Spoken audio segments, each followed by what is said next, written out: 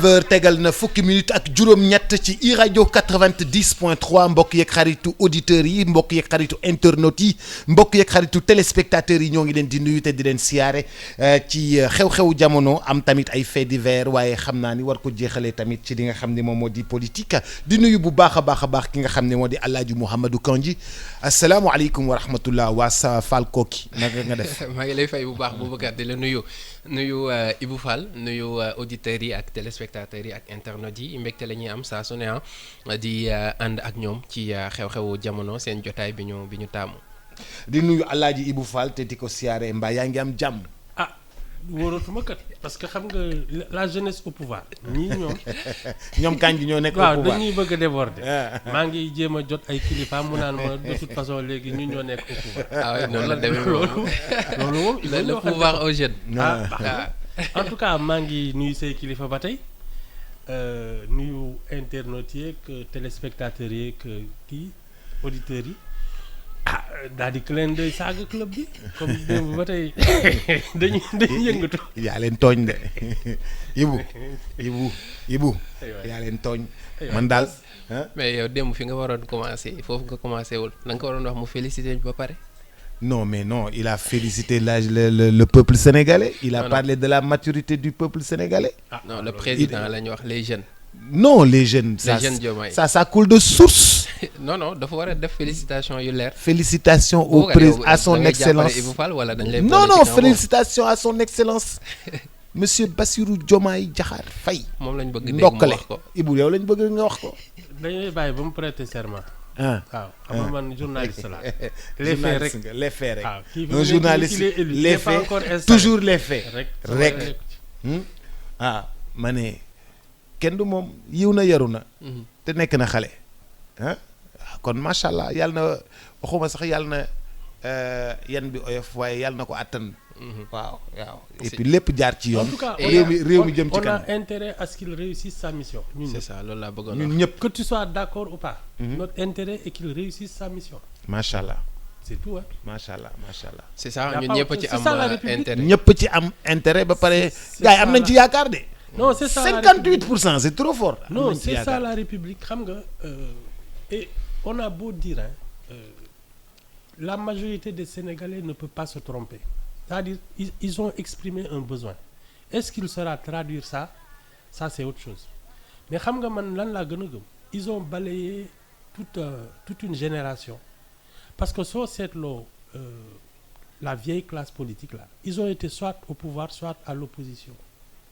Donc c'est un même cirque qui se joue depuis plus de 50 ans. mais am na ñu àndoon ak Macky Ablaye Wade 2012 ñi ngi foofu. dama ne am na ñu ànd ak Abdou Diouf. am na ñu àndoon ak Abdou Diouf ñi ngi foofu. mais bien sûr. am na ñu àndoon ak Abdou Diouf ñi ngi foofu. Moustapha Niasse a été directeur de cabinet de Senghor. Ministre sous Senghor. Depuis Senghor ñu ngi fi. léeg-léeg nga nekk dans l'opposition dans les di xëccoo ay teranga. C'est ça que les gens ont balayé. gis nga ki ñu jël. c'est presque l'inconnu. waxoon nga ko fi de. je te dis waxoon nga ni ku ñuy kii gagné lii nii du sax ku ñuy. te nee naa leen kuy defar dëkk bi du ñu neex façon bii la nag xam ne da ngay ñëw naan ko wéy xam nga sama ordre de mission mu ne la puusal fële kenn du dem fenn passeport diplomatique mu ne kenn du ko fi joxe. et boo xoolee ils ont été intelligents ci même campagne bi loolu lañ mës a prôné à part projet bi nga xamante ni jaay nañ ko fu nekk ils ont appelé à la rupture parce que c'est un besoin et du rek Sénégal même boo xoolee ci sous-région bi daanaka même dëkk yi nga xamante ni dañu def coup d'état ñu ci bëri loolu lañ doon woote que ni il faut vraiment ñu rompre cycle bi nga xamante ni ci la ñu nekkoon depuis boobu et il nous faut du sang neuf. Pour vraiment li nga xamante ni moom mooy développement wu dëkk yooyu noonu donc maintenant am ko c'est une chose mais maintenant exploiter ko ba mu mën a jur njëriñ également c'en est une autre et que lu ñu mën a souhaiter mooy comme ni ko Ibou Fall waxee sànq parce que ñun ñëpp am nañ ci intérêt keroog mon oncle Massamba Gueye que je salue au passage dafa wax lu am solo mu ne ki nga xamante ni dafa yenu sa njaq bu ko ñaanal mu fakkastalu ki la boot di bëree également bu ko ñaanal mu daanoo njaaxaanaay parce que sinon ñaari poids ngay am et que tey jii ñaar yooyu yëpp Bassirou Diomaye moo ko représenté pour tous les Sénégalais ah ñi nga xamante ni ànd nañoo ak moom que ñi nga xamante ni ànduñu ak moom li ñu bëgg mooy mu réussir et on en a besoin vu le contexte vu tout ce qui s'est passé changement boobu nag moom la nit ñi di xaar et que peut-être bu jëlee commande yi bu prêter serment ba dugg ci mbir mi dëgg dinañ xam lan mooy talent am lan la mënee et que boobu aussi la machine est là. Alors ñu xool pour man il y a deux possibilités. Est-ce que c'est quelqu'un qui pensera à la prochaine élection ou qui pensera faire sa mission et s'en aller loolu daal la ñuy dégg. c'est y a que ça koo xam ne daal nguur moo ko fi indi. ak koo xam ne ak liggéey politicien. rek ak koo xam ne liggéey rek. loolu c'est un problème ki nga xam ne nag dafa ne man parce que il a l'air de tomber comme un cheveu dans la soupe moom du politicien du kuy on ne le connaissait même pas. def ci juux rek. léegi nag su dee dafa ne bon j'en profite pour régler les problèmes départ ça va être un autre problème mais su dee dès l'installation là mu ngi naan bon c'est-à-dire su ma defee lii ñuy mer kon duñ ma voter en 2029 ça c'est foutu. looy def da nga koy def. vuruj ko benn yoon. waaw parce que de toute façon jubbanti réew mi daal. neexal nit ñi ñax leen neexal gis nga suñu toogee xool la xam ne yow mii demuñu nii ñi def ñii la ñuy def rek. dañ lay daane. ah oui yaakaar naa ni ñu ci bëri ils ne sont plus patients comme ni ñu ko defee woon ak régime yi weesu. ak surtout bu ñu xoolee engagement bi nit ñi am. et tout ni ñu gënee yeewu maintenant réseaux sociaux yi joué ci bu baax a baax parce que da ngay gis benn sincérité bu am ci ñoom keroog sa première sortie bi mu def da ngay gis même ñoom ñu nekk ci campam ñi nga xamante ni moom la ñuy jàppale ñu ngi wax ni il faut ñu améliorer que yenn yi parce que il y va également ci avenir u dëkk bi ci image am et tout donc da ngay gis ni am nañ un besoin boo xamante ni mu ngi fii pour changement boobu noonu ils ne seront pas patients pour moom donc moom aussi il a intérêt à appuyer sur l'accélérateur pour que li mu diggee bu mënul def lépp itam li ci ëpp solo mu def ko et que fu ko gars yi di xaar ñu ci bëri mu mën fa egg. man tu sais ku nekk ak sa talent bon moi je préfère quelqu'un qui va faire son devoir et qui parle mal et qui s'habille mal fagoté am na fi y a un président uruguayen là. ah oui José Mujica. oui. du solu du wax. foo ko si campagne sax la dëkk. oui il habite dans un petit truc. du costume dañ ko ne ñëwal ci palais bi mu ne fii pour defar sa café rek tu marches pendant 30 minutes il est resté chez lui. ouais. en campagne. oui en campagne. du koo xam ne da nga koy présenté man kay magum jëmm la sax il est même sorti de prison parce que c'était un tupamaros mooy rebelle yooyu. oui. Mais il a fait son travail et il est parti donc oui apparence ñun on a connu des tribuns mais ay dégâts rek lañ fi def alors. ay ñu mën sol veste yu ay waxkatu ndaanaan ay waxkatu ndaanaan sol veste yu toj. ay dégâts te ñoo toj réew mi. waaw. man kay je préfère. ñoo rajaxe banque yi. waaw ñoo rajaxe onkat yi. ñoo rajaxe sotraak yi. ñoo rajaxe sotraak yi. non ñoo rajaxe BNDS yi. te ay costume yu toj lañ doon maye. comme on dit on reconnaît le maçon au pied du mur. xam nga ay mën na wax ak yooyu yëpp waxuma ko man les décisions qu'il va prendre d'abord. je préfère ku mënul wax mënul solu te mën liggéey. liggéey rek. la configuration du gouvernement tête yeeg yooyu ak même la structure ça va parler tout seul. mais costume sur mesure yi day ñëw de yéen na ngeen foog ne affaire bi day continuer. non sur mesure yi day ñëw de. mooy yéen fu ngeen non. toll yéen sur mesure yi day ñëw de. non loolu mënul ñàkk. parce que mooy comme li ñuy wax xam nga. sur mesure yi day ñëw par force yéen da ngeen dof. Bobs moo prendre les bonnes décisions. moo ko fi bàyyi moom on n'a pas élu un mannequin. bilaay walaay. chef d'État chef de l'exécutif qui prend des décisions sérieuses sañ sa yeeg yooyu après seen affaire la. mais image bi am na solo. image yooyu. xanaa mu yónni xanaa mu yónni. non si ay Nations Unies yooyu. mu yónni ku ma sol costume. doo bàyyi loolu bàyyi ma indi sama copain italien yi defar chemise yi. dama ne la ba pare xoolal. semis bi kii dama ko marché ci lay defal wax. xoolal. dama ko ci defal xoolal. B D Bobs. D. Bobs. Basirou BDF. Diomaye Diakhar Faye. Faye. Bobs. defal ko ci manche bi. Bobs. Bàyyi mu génn. bu ko perturber. bàyyi ko mu liggéey. laal ko xoolal sur mesure bu toog. jàpp kii bi xoolal pantalon bas bi relevé ko. da ci 4 centimètres. Non, mais bon, de toute façon, on va tout de suite voir quelle marque il va imprimer à son truc.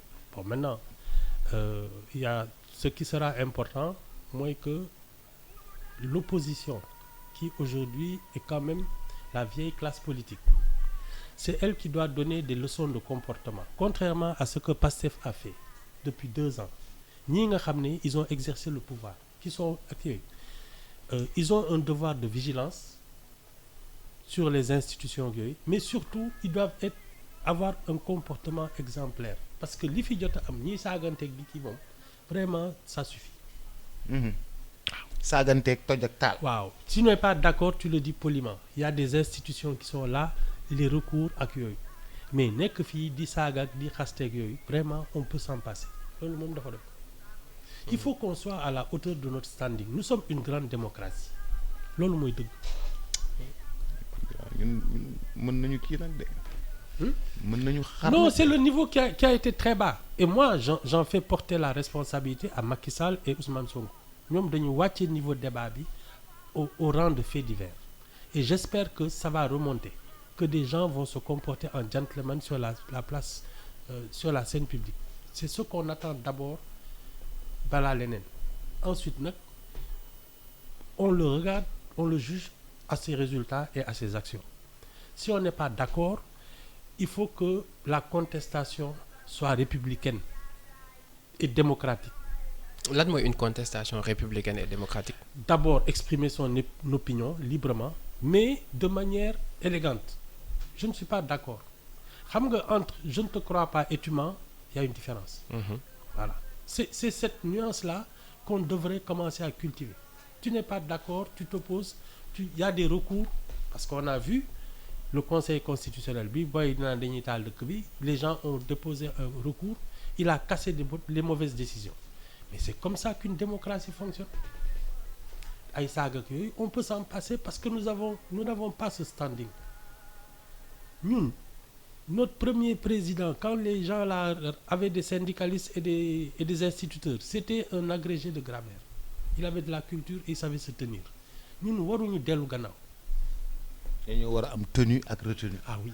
Dans tout nag, même quand tu n'es pas d'accord, mais tu l'exprimes élégamment. Donc virage bi à ne je suis pas pas rater là. d'accord kon. Ah ouais. je suis pas d'accord rek mu ñëw ne la waaye tu mens. Waaw. Non, je te crois pas. Exactement. Voilà, il faut qu'on en parle. Ça va. Ça ne devrait pas se passer comme oui, ça. Nous ne sommes pas des animaux. Nous sommes des humains. Loolu daal normalement war nañ ko mën a au moins yéege foofu parce qu'on a touché le fond. Mais gisoon ni recomposition scène politique bi lu mënul ñàkk la par force. Ah mais c'est déjà fait. C'est déjà parce fait. que man je dis ce qui est sorti des urnes, c'est une révolution. C'est parce que nous sommes justement une grande démocratie que ça ne s'est pas traduit par ay affrontements dans la rue. Les Sénégalais sont allés voter et ils ont changé complètement la hiérarchie même.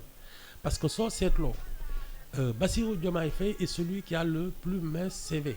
Moom il n'a jamais été élu. Oui. benn fi mu liggéeyee kenn mësu ko nommé ci dara. Il a battu quelqu'un dont le parcours est indiscutable. Qui est parti de directeur des impôts jusqu'à premier ministre. Il a escaladé toutes les marches. Donc ça veut dire que si on était d'accord avec ce système, on aurait confirmé Amadou Ba. Ils ont fait la révolution. On efface tout ça, tes compétences, ton CV, c'est bien gentil, mais droit-tel. On veut essayer autre chose. Et c'est même un saut dans l'inconnu. Mais les gens préfèrent ça à ceux qui étaient là. Et c'est pas seulement Amadou Ba tey bu ñu xoolee quelqu'un Idrissa comme Seck Khalifa Sall, oui, comme 1%. Idrissa Seck bu ñu xoolee ñi nga xamante ne ñu ngi fi woon également. Ils ont été ministres, ils ont été tout ce que tu veux. Ay Khalifa Sall. Khalifa Sall, Idrissa Seck. On a poussé tous ces gens-là. Ni may leen ñu seet leneen. Et ça, c'est une révolution. dañuy essayer leneen. Voilà. C'est la retraite pour ñoom. Non, non je pense qu'ils ont de l'expérience. ils ont un devoir sax d'opposition. Gis nga ce qui a perdu Idrissa Seck. Au moment où il devait remplir son devoir d'opposant parce qu'il était le challenger, il a fui ses responsabilités et il l'a payé cash. Quand il est devenu président du Conseil économique, ça l'a social et tué. environnemental. Ah oui, oui. 1%, il n'a jamais fait ça. mooy pire score am bu mu def. De 17%. Devant un novice. De 17% à 1%. Oui. 20. De 20% à 1%. Ça ne pardonne dinañ pas. xaar sax est-ce que dina figurer ci top 5 bi. Non, non, non. Ouais, je ne sais pas trop. Hein. Ouais. Je crois, mais il a fait 1%. Bon, foog naa pur moo ci topp ci Amadou Ba. Pur ci topp. Est-ce que Khalifa Sall topp ci. Donc Idrissa Seck doogu ñëw. Enfin, c'est à peu près ce que j'ai compris. Non, non, non. ñoom fi mu nekk nii ils ont un devoir et étant donné qu'ils justement revendiquent l'expérience politique, c'est à eux de se comporter comme des opposants gentlemen. Les gens de Pastef, on peut dire que xamuñu woon dara, donc ils ont fait tout et n'importe quoi. Mais ñii, ils n'ont pas d'excuses. Ils ont exercé le pouvoir, ils savent ce que c'est qu'une république. Ils ont été dans l'opposition, ils savent comment s'opposer. Ils ne peuvent pas faire autrement que de bien se comporter comme opposants. Mais amuñu droit bàyyi. Non, il n'y a pas de raison. su fekkee li nga doon woote yëpp mu ngi ci yow. C'est exactement ça. pour jëriñ réew On mi. peut servir son pays aussi bien dans l'opposition qu'au pouvoir. L'essentiel, c'est de servir son pays. macha allah.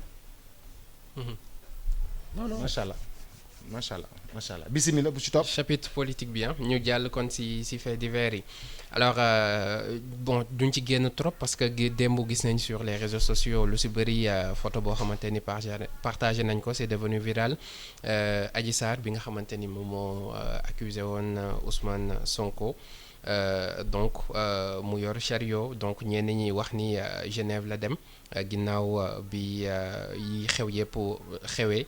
Alors tey l'observateur moom dafa ñëwaat ci mbir mi ni contrairement ak li nga xamante ni moom la ñu wax destination bi du foofu ñoom il parle plus fi nga xamante ni moom moo di Canada et que elle est passée par la Mauritanie foofu noonu la jëlee vol pour dem fi nga xamante ni moom moo di Canada alors est-ce que exil ak changement bi nga xamante ni am na avec tout ce qui s'est passé ak Pastef bi nga xamante ni notamment Ousmane Sonko même si bu dee Bassirou Diomaye moom mooy président bi donc c'est des questions yoo xamante ni ñu ngi koy posé wu depuis boobu est-ce que également mën na am ay conséquences élection wu Bassirou Diomaye ci moom li nga xamante ni jot na fi jaar ba tax muy dem donc mu ngi noonu bu boîte la boo xamante ni ubbeeku na ñu ci bëri ñu ngi posé wu ay questions.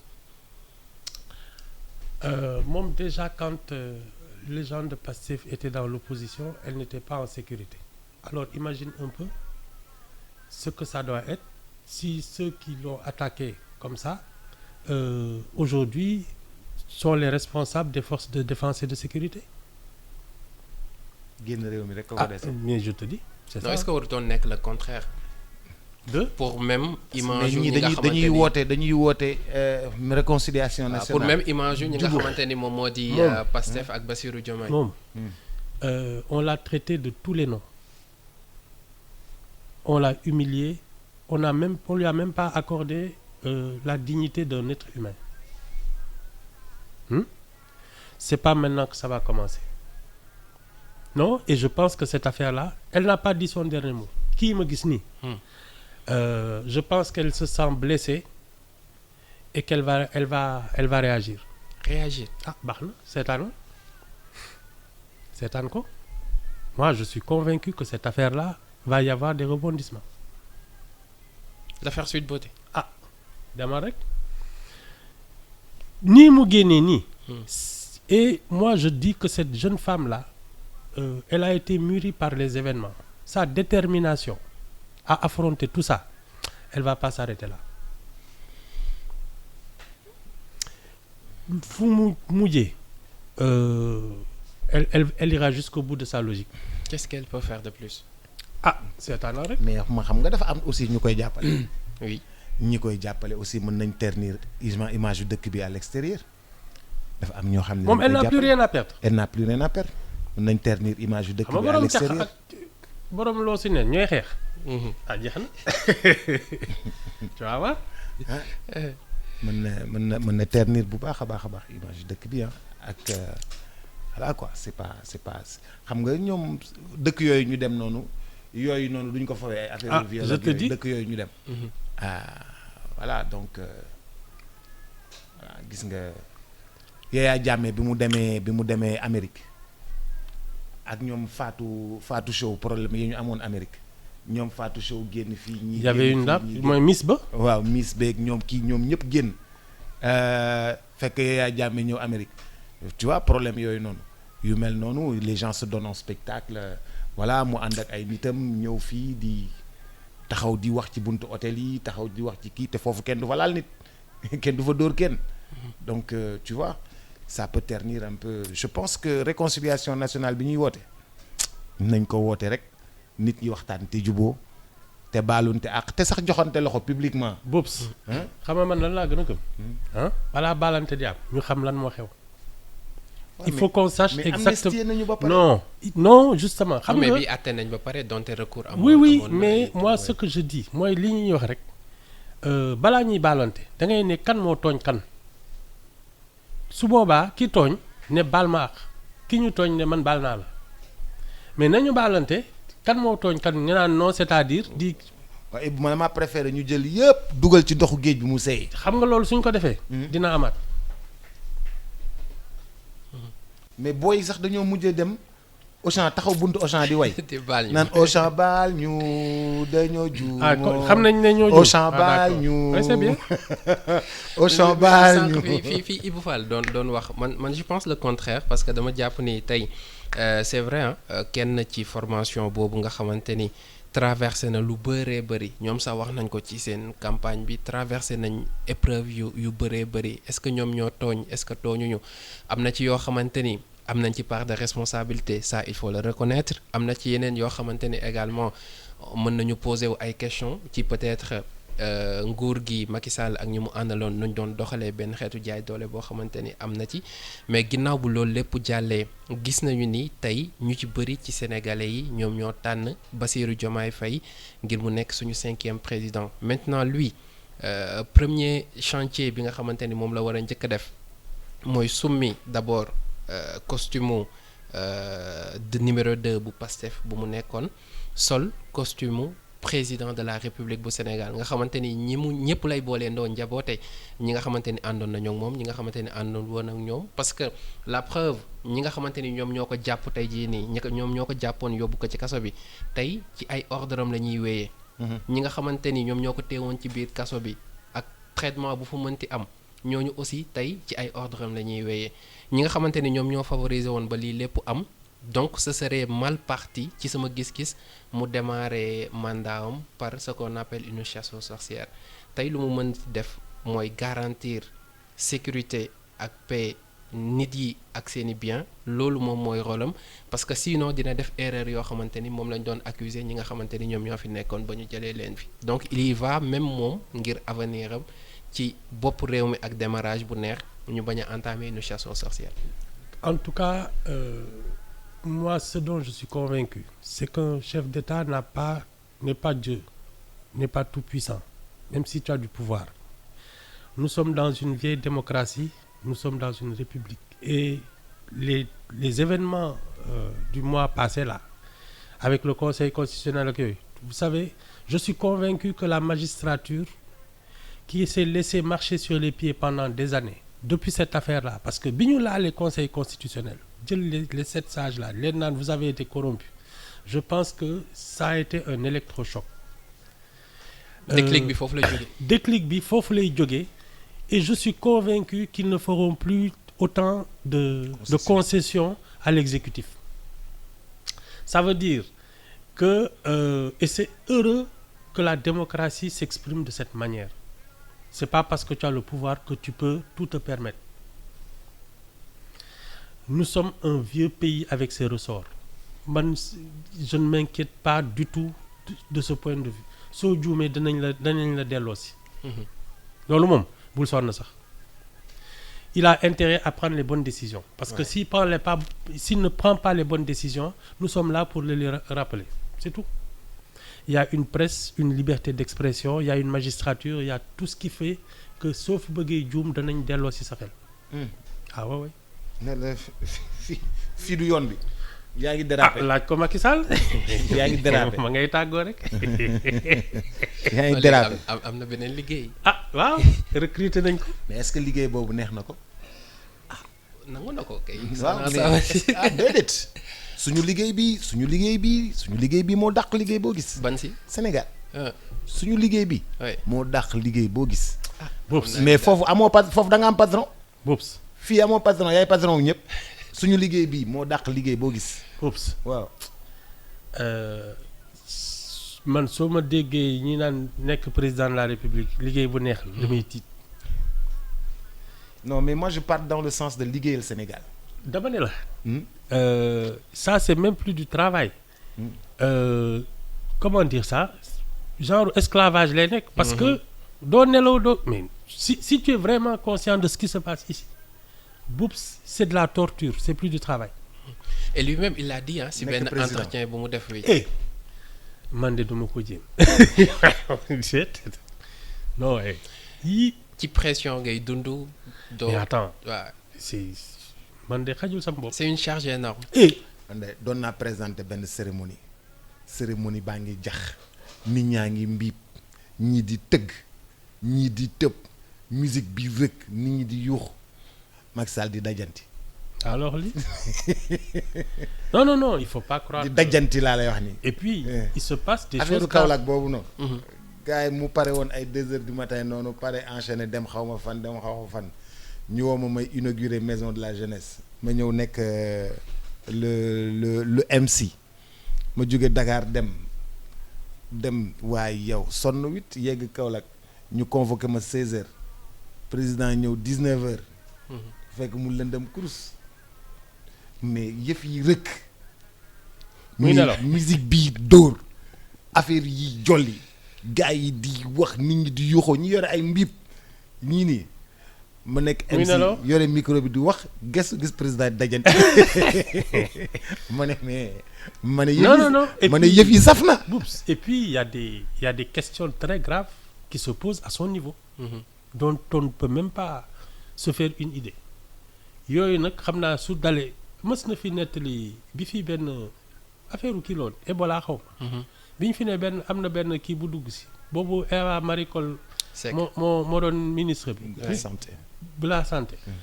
nee na ñu jël waa ji isolé ko bref daal affaire bi c'était pas un truc mais ci diggante bi ñu ko ne am na benn cas ak bi ñu koy naan non maîtriser nañ ko nelawul. daw si dégg naa 1 heure du matin la ko naan ko est-ce que mu naan ko waay mënuma ne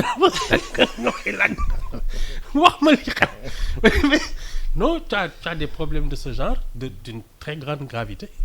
Et il faut vraiment être courageux pour ça. Et puis surtout être vertueux parce que gis nga li ci ëpp solo c'est que tu sois de bonne foi parce que le reste le talent ak yooyu ça s'apprend. Mais les vertus nga xam ne dañ la ko yaree nga màggee ko. Ça ne s'invente pas. waaw loolu mooy wax ci. macha allah. c'est important ayca bu ñu jógee ci loolu ñu ñëw si douane bi nga xamante ni mu ngi continuer di def liggéey bu am solo parce que tegaat nañ loxo lu jëm ci wàllu faux médicament maanaam ay garab yoo xamante ni baaxul ak ay laafu requin lan lañ koy doyee. laafu requin. dañ ko lekk. est-ce que c'est dañ koy lekk ak chanvre indien.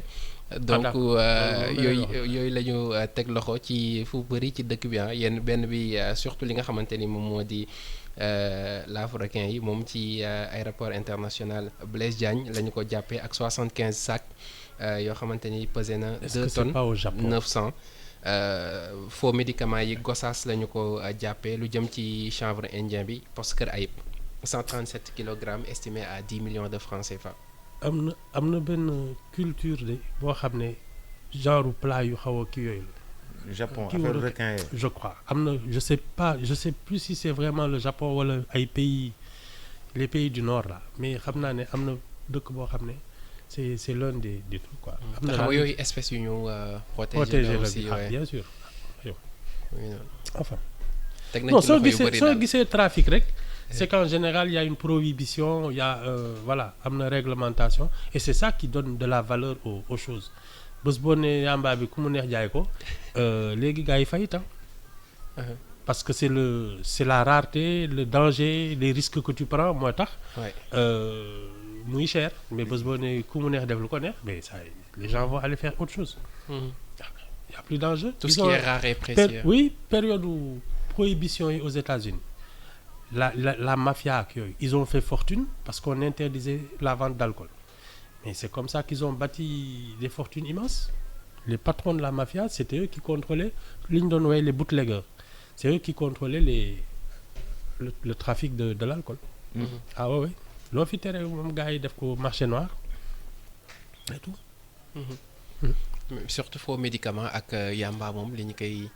faux médicaments yi moom c'est un danger ambulant faux médicaments yi moom loolu bu ko douane jàppee xam nga day sauver ay vies yu dul jeex surtout faux médicaments xam nga faux médicament moom mooy lu ñu la ne posologie bi lii la dosage bi lii la lii pour lii la yow nga indi le contraire bëgg koo jaay. Man ma conviction est que importer médicament moo ñu warul tu sais la souveraineté à part ngay mën a lekk mais ngay faju ak sa xam-xami bopp qu'on fasse de la recherche pour que vraiment l'essentiel de ce qui soigne les Sénégalais soit produit ici par nos chercheurs et par nos industries. Tant qu'on n'a pas réglé ces problèmes-là, on sera en danger. Parce que tu imagines un peu tey qu'on soit sous embargo. Pharmacie, c'est terminé. Et ça, ce sont des questions sur lesquelles on ne se concentre pas. Or, c'est vital, la santé. Et on a tout hein, pour defar li nga xamante ni. On a des facultés, on a des chercheurs, on a tout. Des investisseurs. L'une des meilleures facultés. Rien n'explique que ñu bañ a mën am notre pharmacie nationale. C'est-à-dire notre pharmacopée quoi. Que ce soit même les trucs traditionnels. Parce que amoon na benn dame là, Yvette Parès, qui faisait qui soignait de manière traditionnelle. Mais même ñun loolu am nañ ko. C'est que si on pousse la recherche, on peut en faire une médecine moderne. Mais ñun dañuy fontu. Importer rek, nous sommes des commerçants quoi. Importer, jaay, dugg ci génn non. On a une mauvaise philosophie du travail. Parce que travailler, c'est régler des problèmes. Mais su dee yow, tu prends le raccourci, c'est-à-dire dem jënd indi jaay, mais on s'en sortira jamais. Ngeen travailler, c'est régler des problèmes. Oui. mais bu fii li ñu fiy defar bëriwul de. Jënd ak jaay rek, ça ne marche fii pas. li ñu fiy defar bëriwul de. Ça ne marche pas. Il faut dem Chine vraiment moo fi am. waaw dem Dubaï moo fi am. oui. yi indi ay meubles yoo xam ne à chaque coin de rue di nga ko fi fekk. yooyu moo fi am de. non ñu ngi koy xanaa. importer ay lal ak ay armoire nee naa leen le nouveau président là il a du boulot. fii bi wala waxee il a du pain sur la planche la wax. boulangerie la kay. il a pas du pain sur la planche. il a une une boulangerie à construire. alors lii de non yii. Sénégal c'est Non. dur. Non même pas man je trouve que c'est que nous avons un problème de management et c'est un peu la réponse des urnes. Les managers classiques n'ont pas fait leur preuve. On les a balayés. Maintenant on va voir ce que ça va donner. La rupture hein. Oui c'est ça. loolooy wax ji. c'est bon bu ñu jógee foofu mën nañ dem Daara Jolof ak benn ndaw boo xamante ni 19 ans la am ñu fekk ko mu pendre boppam ci biir néegam alors xaritam yi nga xamante ni ñoom ñoo ñëwoon di koy seet si ñoom ñoo ko fekk ci anam boobu ci ginnaaw bi lañ ko yóbbu ci morgue bu centre de santé Elisabeth Diouf bi nga xamante ne mu ngi fa pour le moment amaguñu mobilu suicide bi mais ñi ay jegeñaaleem wax nañ ni amutoon jafe-jafe xel ci lu ñu wax amutoon également benn pathologie boo xamante ni ñoom xam nañ ko gendarmerie ubbi na enquête mu ñëwaat ci 4 suicides yi nga xamante ni dañ koy bëri et surtout zone boobu noonu je sais pas ce qui se passe. Daara Jolof. mais jamono yu baax nag pël moom bokkul ci yooyu de. ah yow jamono kañ la gëj a baax loolu mooy wax ji kay comme xale kooki yi ñooy tànc ay mag ne jamono ji soppeeku na jamono kañ la gëj a baax. waaw loolu daal la moom daal laay werante bu ba jamonoy baax. pël bokk ci loolu pël xeex kay waaye pël du xaru. ba jamonoy baax pël du xaru pël xeex. waaw jaasi. waaye suicide moom mësul bokk suñu. si pourtant nag xam nga ceddo yi en général ils préfèrent la mort au déshonneur. C'est comme les Japonais, c'est comme dafa am culture boobu. C'est un peu l'islam qui a proscrit le suicide. Mais dans la culture païenne ça su la gàccee naree rey nga rey sa bopp. C'est ça. Ah oui. léegi kay ngay toog affaire bi naqari nga ne naa muñ rek yàllaa ngi ñëw ay bu njëkk di doog xaar ngay def rek. yàlla ay mais boo xoolee famille am ñu ngi naan amutoon benn jafe-jafey xel ak yooyu noonu ça aussi problème la surtout si jamono bi ñu nekk parce que souvent tant que gisuñu nga am yenn melokaan yi duñ jàpp ni am nga ay jafe-jafey xel. Et pourtant mbir bi moo gën a subtil que loolu yenn saa yi am na ay xeetu dépression yoo xamante ni. dina dal parce que xale la il a 19 ans. donc am na certainement parce que am na ku doon wax que ni nit du jug rek xaru. ci jàngat bi mu def c'est tout un processus. di nga ko waaj di nga ko planifier. maanaam ay étapes la acte bi mooy doon dernier recours bi. finition bi mooy doon finition bi voilà. mais am na certainement ay actes yoo xamante ni def nga ko. buñ ci bàyyi xel malheureusement ci jamono bi ñu nekk. je sais pas si la pression bi nekk suñu kaw et loolu amatuñu seetlu boobu noonu même ci ñi nga xamante ni moom la ñu dëkkal diggante yaay ak doom. diggante jëkkër ak jabar diggante xarit même diggante ñi nga xamante ni ñoom ñoo seq liggéey. man je continue de croire que ñun en fait ñun ni ñuy xoolante mooy problème bi parce que su dee da nga dëkk ak nit ngeen bokk ak yooyu. yow njëriñ bi mu lay amal nga koy xoolee donc doo seetlu ay naqaram doo seetlu nekkinam yow sa njëriñ ngay seetlu xam nga kooku su dépressifé par exemple kii mooy li may wax rek léegi-léegi da nga gis dof bu bëri wërsëg bare teraanga ak yooyu di def yëfi dof mais kenn du ko ne yow lii ngay def yëfi dof la. au contraire dañ koy gën a jay ba mu jayaku parce que dina joxe ci biir nit ñi dina kii voilà mën nañ koy tiitaroog yooyu alors que su doon yow njëriñ bi nga ko amal nga koy xoolee saa yu defee lu dul noonu nga ne ko hey woo ko ci néeg ne ko lii jaaduwul soo gisee ne tey dafa yeewu nuyu la nuyu bu sedd nga ne ko mais yow mbaa du dara dafa mel ni temps yi ça ne va pas c'est quoi le problème. Ça ne nous intéresse pas ce qui nous intéresse mooy kii sama amalee njëriñ naka laay def ba yokk ko c'est ça et malheureusement nag quand une société vit comme ça il y a plein d'incidents nii qu'on ne voit pas venir parce qu'on ne les regarde pas. tukkikat bu mag mi ngi ñuy wax ni les nageoires de requin sont des aphrodisiaques. La soupe est très chère à Séoul. Il faut même faire une réservation des jours et des semaines pour boire la soupe des nageoires de requin. Mais c'est très très très très très cher soupe boobu noonu. Mais c'est dans l'histoire de Séoul mooy fan Japon. Corée. mais Chine ak Japon ak c'est les pays asiatiques. waaw xam naa ne daal y a quelque chose ci seen tradition daal moom soupe boobu moom mooy soupe bu. kenn du ko naan weeru koor. ku ñëw bëgg ko ci restaurant bi. restaurant bi defe naa da ngay réserver. ay une semaine ay 15 jours fekk affaire kii ñëw waaw. xanaa pour les nouveaux mariés waaye ak les polygames waaye soo ko naanee weeru koor de. gannaaw wàcc nañu. Ibu wàcc nañu. Ibu wàcc nañu.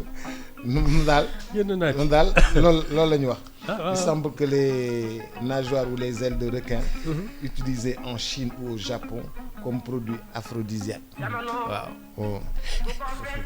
supp bi nag moom dafa seer lool. boo ko bëggee lekk restaurant nag da ngay réserver. genre ngóoro keng la.